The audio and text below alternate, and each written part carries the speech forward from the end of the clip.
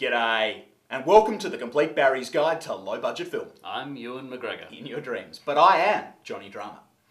And today we are going to be opening the velvet curtains. That is one dangerous metaphor, Bish. Yeah, well, unfortunately all I mean is that we're going to be letting everyone know what all those things that they hear but don't know what they mean. Okay, I heard you just say something. I don't know what you mean. Yeah, what I mean is we're going to let you know what all those things you hear like gaffer, grip, best boy, DP. First AD, second AD. Yeah. What's your 20? Standing right next to you. Yeah, and that will make sense even if you don't have a big rig license very shortly. And because the film crew is basically a big team, we're going to lay it out for you like a team. An Aussie Rules team. But what if they don't know what Aussie Rules is? I reckon I can give a 30-second intro to Aussie Rules in 30 seconds. $10. Start the clock. The goal, pun intended, is simple. You have to kick the ball through the sticks. Through the big ones in the middle is 6 points. Through the small ones at the side is 1 point. If you catch the ball on the full without anyone else interfering with it, you have the option of stopping the game and taking a free kick. The act of catching the ball on the full leads to some of the most spectacular elements of the game, including using another man as a mini tramp to get twice your own height into the air, catch the ball, and then wonder about how to get down. You can also punch the ball with your fist or handball as long as you don't throw it, and anyone who catches that doesn't get the free kick.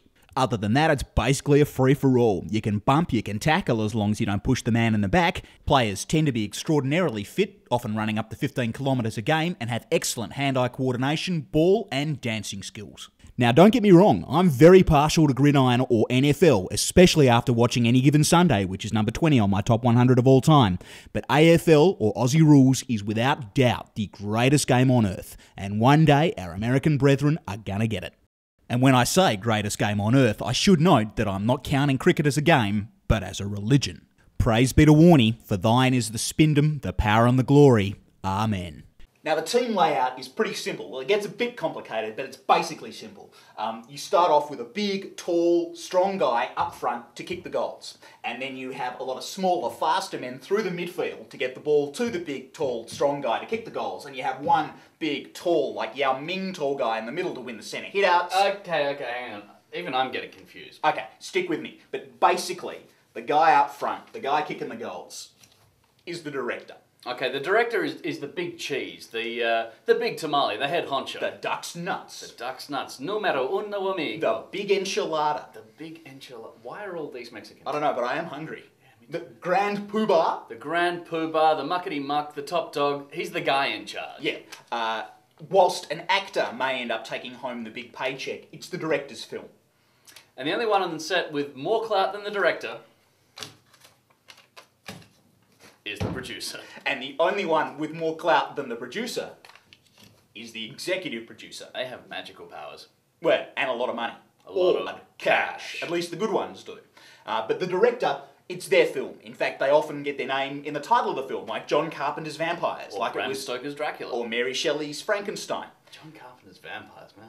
Yeah, John Carpenter's one of the few directors I think that actually deserves to get their name. They're like, you know, you've done your vampires, this is my vampires, because I am John Carpenter. Whereas Peter Jackson will refuse to have a Peter Jackson film in the credits of his films. Yeah, but you know, he smokes a lot of dope and runs around with no shoes on.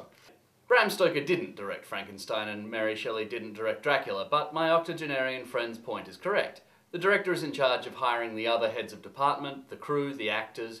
They oversee post-production, and later on in the series we'll have an entire show dedicated to him or her. Yeah, fair to say, still a male-dominated profession. In fact, I'm looking forward very much to the next wave of women directors who smash that particular glass ceiling. And if any of you are watching and would like to smash something else, my cell phone number is 04... So if the director's full forward, the producer is what? And this is where my Aussie Rules analogy gets really good, and I'm going to continue with my Aussie Rules analogy in the hope that the Aussie Rules executives give us a bunch of money to do some Aussie Rules commercials for the US market. Aussie Rules. And for those of you from the Americas, when we have the centre restart, which is after every goal, which is through the big posts, which is 6 points, it's one of the most important parts of the game, and it leads to 2 specialist positions with superpowers. The ruck is the Yao Ming guy who gets up as high as he can to win the tap, just like in basketball. And the rover is a little guy who comes flying through at high speed and gets the tap and gets it into the forwards, and both the ruck and the rover can go anywhere they want on the field. That is their superpower. The executive producer is the big man who goes high to get the ball, which in this case is the green light, which is otherwise known as finance and distribution, and it's not easy considering the big guy from the other team is also going in for it hard. And the producer is the rover who comes belting through and delivers the ball to the director, who hopefully goes on to kick a goal. Bingo. Both the producer and the executive producer have the run of the field like the director, although most of the time the executive producer will just get the money and then sit back with a bunch of hookers and a pound of cocaine. Yeah, so directors and producers are so important they'll get their own show. But as for the rest of the crew, well, in the forward pocket, you have the DOP. Or DP. Director of Photography, or DP, or DOP, or Space Monkey is the guy behind the camera. They generally also oversee the lighting, which is so unbelievably believably important and yet so easy to get wrong.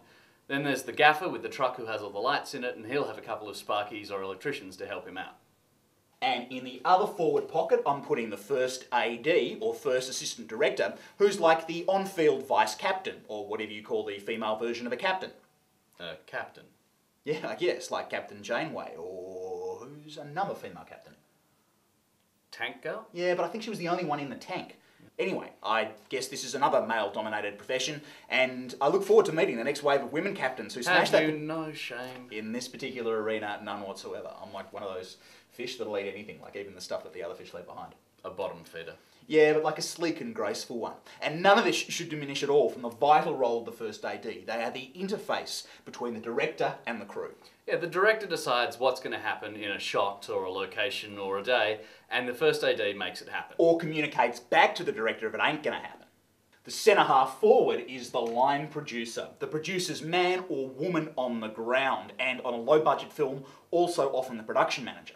They make it all happen for the money. They make sure everyone and everything is there, and everything that's there is paid for, or there's a plan for paying for it.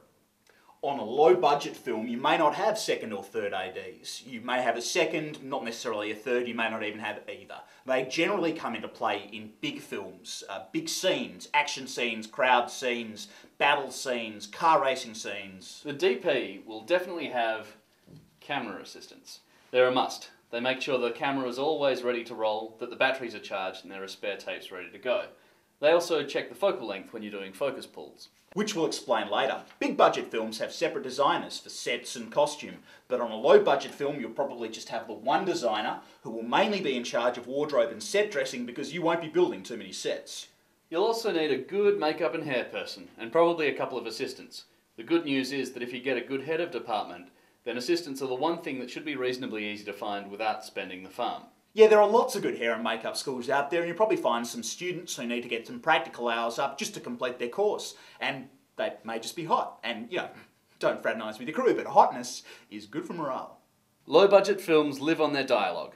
Good dialogue makes a good low-budget film. So your film will be nothing if no one can hear it. So you need a good sound guy or girl, and they'll need a good boomy or boom-s. A boomy swings the boom, or boom mic. It's often viewed as a brute labour position, but it's actually vitally important and a highly skilled job. It's great for those learning the trade. Yeah, they have to keep the boom close enough to the actors so you can get a good sound level, but far enough away so you don't get the boom in shot, which ruins the whole shot, and they have to make sure the boom's not in the lights, casting a shadow on the actors. Who, if they've been on sets before, may just start saying, "I'm being followed by a boom shadow, boom shadow, boom shadow."